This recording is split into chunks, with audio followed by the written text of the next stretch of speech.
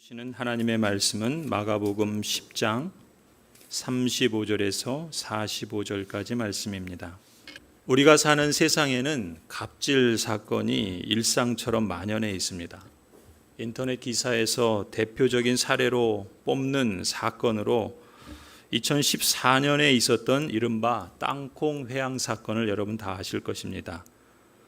또 같은 항공사 전무가 광고 대행사 직원에게 물이 담긴 컵을 집어던지고 폭언을 퍼부었던 갑질 사건도 있었습니다.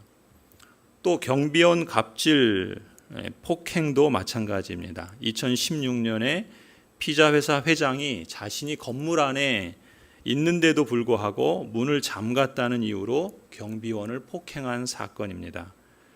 2020년 우이동의 한 아파트에서는 입주민의 폭언과 폭행과 갑질에 시달리던 경비원이 스스로 목숨을 끊는 사건도 있었습니다. 그래서인지 2021년 10월부터는 이제 아파트 주민이 경비원에게 대리 주차나 혹 택배 세대 배달을 시키면 과태료를 최대 1,000만 원까지 물게 된다. 그런 법이 이제 시행된다라고 말합니다.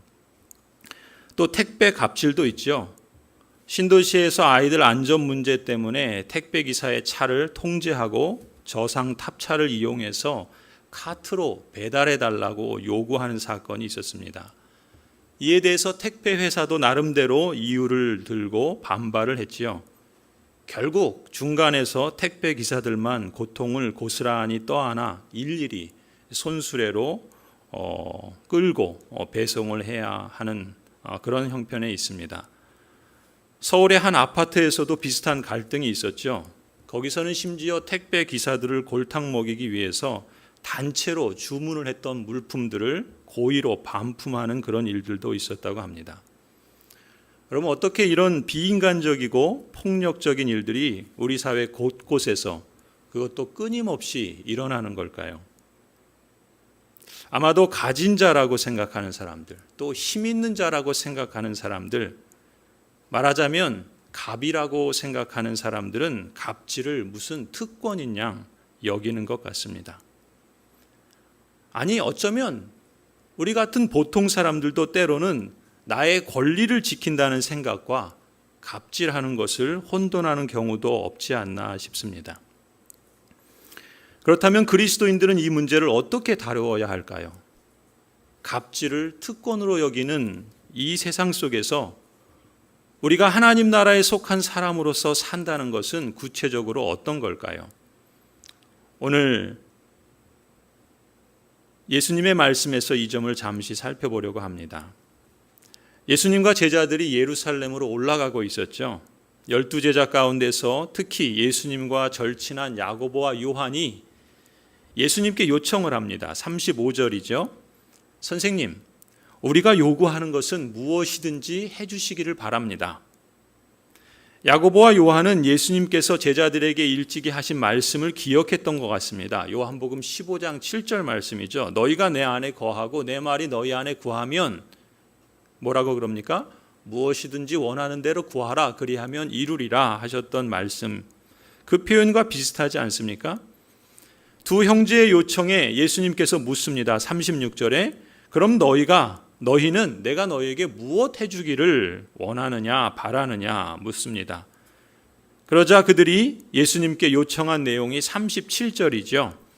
선생님께서 영광을 받으실 때 하나는 선생님의 오른쪽에 하나는 선생님의 왼쪽에 앉게 하여 주십시오 요청합니다. 이 요청 역시 얼핏 보면 예수님의 말씀을 듣고 두 제자가 요청한 내용으로 보입니다. 그게 마태복음 19장 26절부터 말씀이죠. 이렇게 기록합니다. 예수께서 그들을 눈여겨보시고 말씀하셨다. 사람은 이 일을 할 수 없으나 하나님은 무슨 일이나 다 하실 수 있다. 이 말씀을 듣고 베드로가 예수께 말하였다. 보십시오. 우리는 모든 것을 버리고 선생님을 따랐습니다. 그러니 우리가 무엇을 받겠습니까? 예수께서 그들에게 말씀하셨다.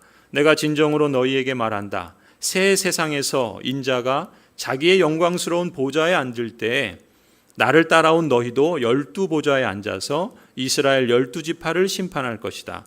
내 이름을 위하여 집이나 형제나 자매나 아버지나 어머니나 자식이나 땅을 버린 사람은 100배나 받을 것이요 또 영원한 생명을 물려받을 것이다. 그러나 첫째가 된 사람들이 꼴찌가 되고 꼴찌가 된 사람들이 첫째가 되는 경우가 많을 것이다. 우리가 앞서 보았던 말씀과 같은 마태복음의 본문입니다. 28절에 보면은 예수님께서 이런 말씀을 하셨죠. 새 세상에서 인자가 자신의 영광스러운 보좌에 앉을 때 나를 따라온 너희도 곧 제자들도 12보좌에 앉아서 이스라엘 12지파를 심판할 것이다. 아마도 야고보와 요한은 예수님이 하신 이 말씀을 듣고 이걸 근거로 해서 예수님께서 영광의 자리에 앉을 때 한 사람은 예수님의 오른편에 한 사람은 예수님의 왼편에 앉게 해 주십시오. 예수님의 그 보좌에 앉게 해 주십시오라고 요구한 것으로 보입니다. 그런데 문제는 이 제자들이 예수님의 말씀을 다 듣지 않은 거예요. 자기가 듣고 싶은 것만 들은 겁니다. 여러분, 우리도 말씀을 들을 때 이런 방식으로 자기가 듣고 싶은 것만 듣고 그래서 그걸 가지고 기도하는 것을 주의할 필요가 있죠. 여러분, 예수님이 이 말씀을 하실 때 제자들이 지금 어떤 상황이었습니까? 예수님은 제자들에게 당신께서 사람들의 조롱을 받고 침뱉고 채찍질 당하고 급기야 죽임을 당해야 한다라는 이런 말씀을 하실 때였습니다. 심지어 이 말씀을 3번씩이나 반복해서 강조하셨어요. 그런데도 제자들은 예수님이 왜 고난과 죽음에 대해서 이야기하시는지 들으려고 하지 않았습니다. 오히려 제자들은 자기가 듣고 싶은 것만 들으며 그 와중에 누가 큰지 서로 다투기만 했습니다. 심지어 예수님이 강조하신 핵심 말씀은 뭡니까? 하나님의 나라는 첫째가 꼴찌가 되고 꼴찌가 첫째가 되는 나라다, 이렇게 말씀하셨지요. 30절 말씀입니다. 그러나 첫째가 된 사람들이 꼴찌가 되고 꼴찌가 된 사람들이 첫째가 되는 경우가 많을 것이다. 무슨 의미입니까? 사람의 판단에서 첫째로 보이는 부자 관원이 하나님의 판단에서는 꼴찌가 될 것이고, 사람의 판단에서 꼴찌로 보이는 예수님의 제자가 하나님의 판단에서는 첫째가 되는 사람이 많을 것이다, 이런 말씀을 하신 직후였던 것이죠. 그런데도 제자들은 오로지 세상에서 첫째가 되고 싶은 겁니다. 한마디로 갑이 되고 싶은 거죠. 갑이 되고 싶은 겁니다. 그래서 예수님께서 예루살렘에 올라가서 왕으로 등극해서 영광의 보좌에 앉으실 때 자신들도 한 자리에 앉게 해달라고, 갑이 되게 해달라고 요청을 했던 것입니다. 야고보와 요한 이 두 형제의 기도는 그야말로 갑이 되고 싶은 욕망을 표출한 것입니다. 42절에 뭐라고 기록합니까? 다스린다고 자처하는 사람들은 백성들을 마구 내리누르고 고관들은 백성들에게 세도를 부린다 말씀하지요. 그러니까 두 제자도 세상의 정치가들이나 세도가들처럼 갑이 되고 싶었던 겁니다. 갑이 되고 싶은 욕망을 예수님에게 표현한 것이죠. 오늘날도 적지 않은 사람들이 예수님에게 표현하는 기도가 이런 경우가 종종 있지 않습니까? 그런데 세상에서 갑이 되고 싶은 욕망은 비단 야고보와 요한 두 형제만 가지고 있었던 것은 아니었습니다. 나머지 10명의 제자들도 사실은 똑같은 마음을 갖고 있었죠. 그게 41절이에요. 41절을 보면 나머지 10 제자가 두 형제가 예수님에게 청탁한 것을 듣고 어떻게 반응을 합니까? 야고보와 요한에게 분개할 정도로 화를 냅니다. 왜요? 자기들도 그러고 싶었는데 야고보와 요한이 먼저 선수 쳤다는 사실을 알고서 분하게 여겼던 것이죠. 마가복음 10장 42절을 보면 그래서 예수님께서는 제자들을 곁으로 불러 모으십니다. 그리고 그들에게 말씀하시죠. 앞서 예수님께서 3번이나 죽음과 부활을 예고하시면서 예수님을 믿고 따르는 것이 무엇인지, 하나님 나라는 어떤 나라인지를 아무리 말씀하셔도 그저 누가 큰지 다투면서 세상에서 첫째가 되고 갑이 되고 싶은 욕망으로 가득한 그 제자들, 예수님은 그 제자들을 가까이 부르셔서 차근차근 말씀해 주십니다. 그게 마가복음 10장 45절이죠.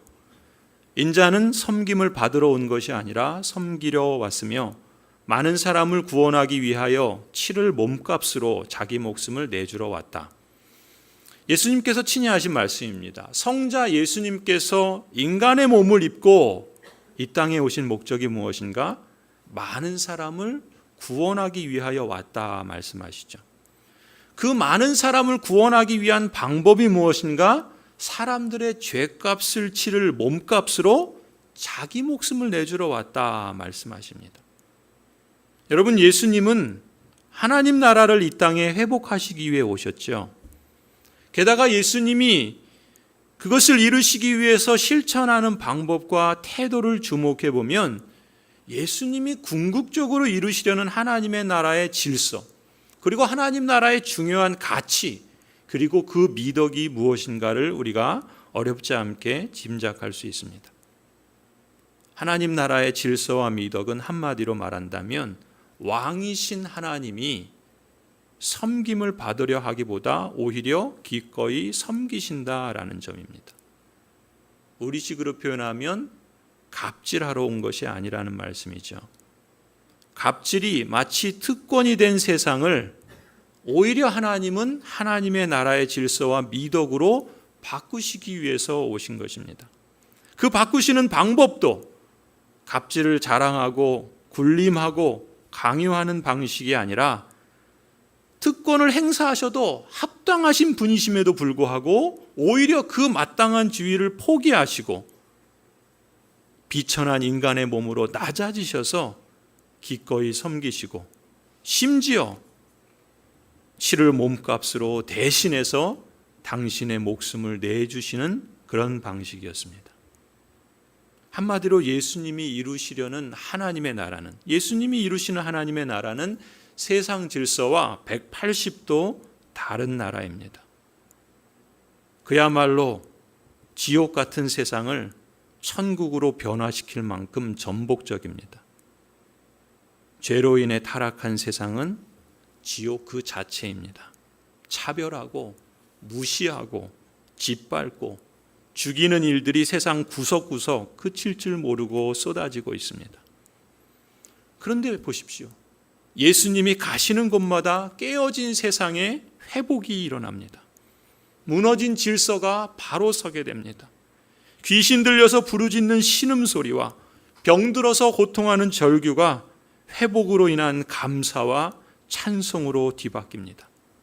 누구든지 예수께로 오면 맞아주시고 누구든지 예수님을 만나면 치유와 회복이 일어납니다.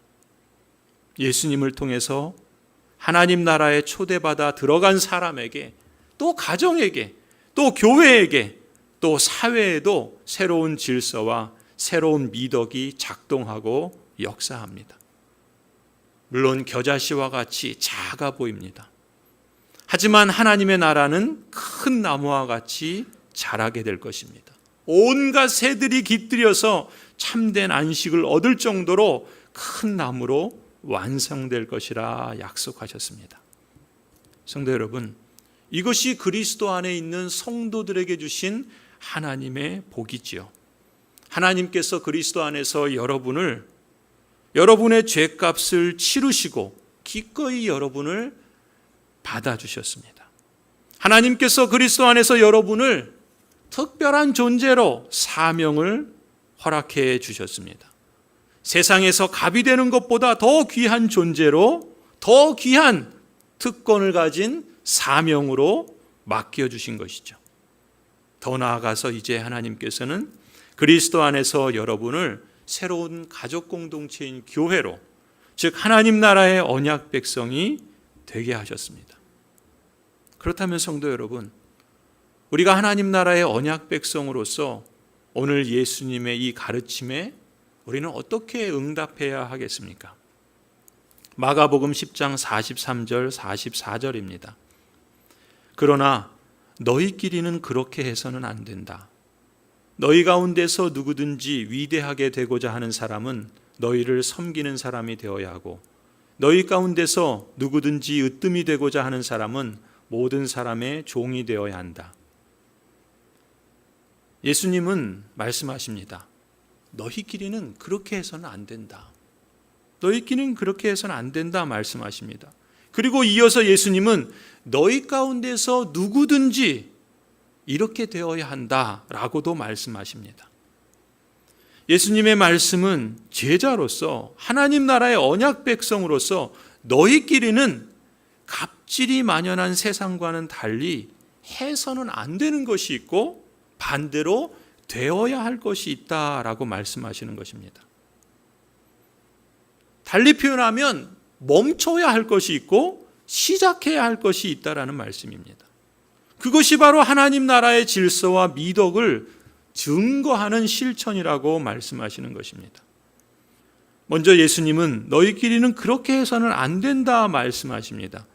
여러분, 그렇게 해서는 안 되는 일, 그것이 무엇입니까? 그게 42절이죠. 다스린다고 자처하면서 사람들을 마구 내리누르고 세도를 부리는 것, 한마디로 갑질하려고 하지 말라는 말씀입니다. 갑질하는 걸 부러워하지 말라는 거예요. 갑질을 특권으로 보는 사고방식을 본받지 말라고 말씀하십니다. 갑질하는 자리에 오르려는 욕망 때문에 서로 다투지 말라고 말씀하십니다. 저는 목회를 하면서 예수님 때문에 시험 들어서 교회를 떠나는 신자는 별로 보지 못했습니다. 하지만 교회 안에서 벌어지는 갑질 때문에 상처를 받아서 교회를 떠나거나 아예 신앙을 버리는 경우는 봅니다. 참으로 안타깝고 주님께 송구한 일입니다. 등록한 지 얼마 안 되는 신자가 열심히 봉사하면 굴러들어온 돌이 박힌 돌 빼려 한다며 말로 돌직구를 날리는 경우가 있습니다. 열심히 예배드리며 섬기는 사역에 힘쓰는 성도에게 너무 열심내지 말라고 직분받으려고 애쓰는 거 눈에 보인다고 하면서 상처를 주는 경우도 있습니다. 방문한 사람이나 새로 등록한 사람이 자리에 앉아 있는데 마치 영화관의 지정석처럼 일어나라고, 이 자리는 오랫동안 내 자리인데 감히 어디에 앉아 있냐고 화를 내는 경우도 있습니다. 교회 회의 때나 발언을 할 때 나와 우리 가족이 교회에 낸 헌금이 얼만데 이제까지 내가 봉사한 게 얼만데 하면서 마치 자기가 교회의 주인인 양 행세하는 경우도 있습니다.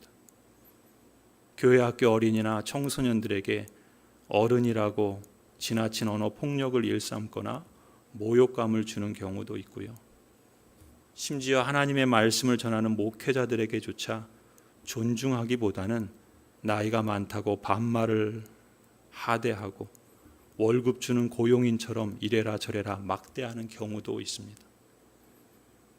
담임 목사와 부교육자의 관계는 서로 간에 배려하고 존중이 있고 건강한 비판과 지원과 협력을 통해서 하나님의 교회를 섬겨야 하는데 목사가 사례비를 주는 고용인처럼 막대하는 경우도 있습니다. 너희끼리는 그렇게 해서는 안 된다. 예수님께서 말씀하십니다. 그렇죠? 성도 여러분, 우리 안에서는 그리스도를 믿고 따르는 사람으로서 갑질을 멈추려고 힘써야 하겠습니다. 혹시 갑질인 줄 의식하지 못하고 했던 말이나 일들이 있다면 예수님의 말씀을 따라서 이제부터라도 그렇게 하지 않도록 우리의 마음을 새롭게 하십시다. 갑질을 특권으로 보는 세상의 사고방식부터 우리 마음에서부터 쫓아냄으로써 바꾸어 보십시다. 앞서 마가복음 9장 35절에서 이렇게 말씀하십니다. 예수께서 앉으신 다음에 12제자를 불러놓고 그들에게 말씀하셨다. 누구든지 첫째가 되고자 하면 그는 모든 사람의 꼴찌가 되어서 모든 사람을 섬겨야 한다. 그리고 어린이 하나를 데려다가 그들 가운데 세우신 다음에 그를 껴안아 주시고 그들에게 말씀하셨다. 누구든지 내 이름으로 이런 어린이들 가운데 하나를 영접하면 그는 나를 영접하는 것이요 누구든지 나를 영접하는 사람은 나를 영접하는 것보다 나를 보내신 분을 영접하는 것이다. 예수님의 말씀처럼 어린이 아이를 영접하는 것이 예수님을 영접하고 또 예수님을 보내신 하나님을 영접하는 것이라면 뒤집어서 생각하면 무슨 말입니까? 어린아이를 무시하는 것은 예수님을 무시하고 또 예수님을 보내신 하나님을 무시하는 것이라는 의미이지요. 이 말씀은 비단 어린아이만 국한된 의미가 아니라고 봅니다. 이런 맥락에서 누구를 대하든지 갑질은 곧 그 사람을 무시하는 것이고, 그것은 다름 아닌 예수님을 무시하는 것이고 또 하나님을 무시하는 것이 되는 셈이다. 성경은 오늘 우리에게 이렇게 말씀합니다. 모든 사람이 동등하게 하나님의 형상으로 지음받았음을 알고 또 우리가 그렇게 인정하는 그리스도인이라면 나이나 직업이나 지위나 성별이나 경제력이 어떠하든 사람이라면 누구나 하나님의 형상으로 지음받은 존엄한 존재임을 우리가 잊지 말아야 하겠습니다. 서로를 하나님의 형상으로서 존중하며 살아가는 것이야말로 세상과는 다른 질서와 소망을 따라서 우리가 하나님 나라의 시민으로서 다르게 사는 것이라 믿습니다. 또한 그것은 더 나아가서 바로 우리를 하나님의 형상으로 만드신, 모든 사람을 하나님의 형상으로 만드신 하나님을 경외하는 모습이라 믿습니다. 두 번째로 예수님은 너희끼리는 그렇게 하지 말라라고 말씀하신 후에 더 나아가서 너희 가운데서 누구든지 이렇게 되어야 한다라고도 말씀을 하시죠. 43절입니다. 누구든지 위대하게 되고자 하는 사람은 너희를 섬기는 사람이 되어야 하고 너희 가운데서 으뜸이 되고자 하는 사람은 모든 사람의 종이 되어야 한다.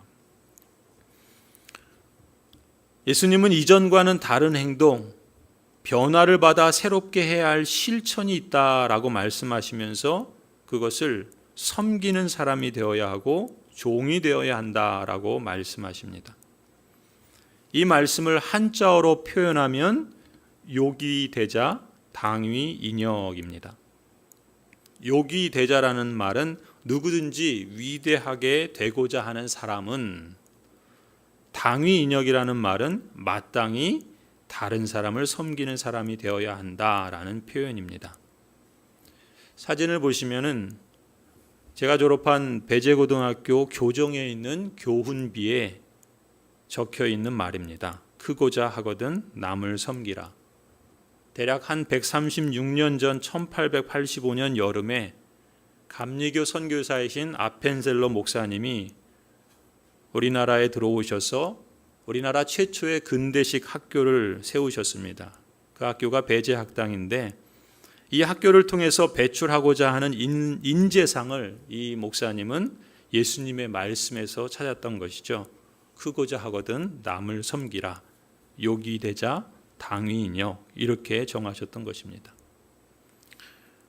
여러분, 성자 하나님이신 예수님은 요즘식으로 말하면 분명 금수저 아닙니까?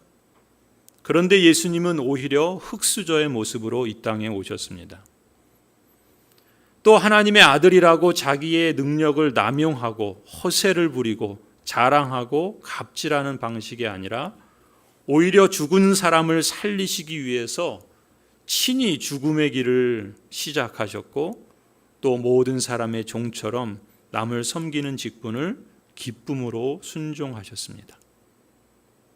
너희 가운데서 누구든지 위대하게 되고자 하는 사람은 너희를 섬기는 사람이 되어야 하고 너희 가운데서 으뜸이 되고자 하는 사람은 모든 사람이 종이 되어야 한다. 예수님의 말씀이지요. 그래서 예수님께서 말씀하시고 나아가시는 길, 곧 예루살렘으로 올라가는 길은 죽음의 길 같지만 사실은 영광의 길이었습니다. 그런 점에서 우리 역시 예수님을 믿고 따르는 제자로서 예수님의 말씀대로 순종으로 우리가 응답한다면 그 길은 죽음의 길 같이 보이지만 분명 영광의 길이라 믿습니다. 제자로서 순종의 길을 가는 사람에게는 그 길의 끝에 분명 찬란한 승리가 있고, 아니 그 길의 과정에서도 감격할 만한 기쁨과 감사를 주실 줄 믿습니다. 오늘 예수님의 가르침을 모범으로 삼아서 사도 바울도 같은 형식으로 권면합니다. 로마서 12장 1절 2절이죠. 형제자매 여러분, 그러므로 나는 하나님의 자비하심을 힘입어 여러분에게 권합니다. 여러분의 몸을 하나님께서 기뻐하실 거룩한 산제물로 드리십시오. 이것이 여러분이 드릴 합당한 예배입니다. 여러분은 이 시대의 풍조를 본받지 말고 마음을 새롭게 함으로 변화를 받아서 하나님의 선하시고 기뻐하시고 완전하신 뜻이 무엇인지를 분별하도록 하십시오. 이 시대의 갑질하는 풍조를 본받지 마십시다. 교회 안에서는 물론이고 직장이나 일터에서, 아파트나 마트나 마을 이웃 간에, 관공서에서, 병원에서, 음식점에서 우리 일상생활의 현장이 하나님께 합당한 예배로 드릴 성소임을 우리가 기억하십시다. 그렇기에 우리 마음을 새롭게 함으로 변화를 받아서 하나님이 선하시고 기뻐하시고 온전하신 뜻에 따라서 분별하며 살아가도록 힘쓰십시다.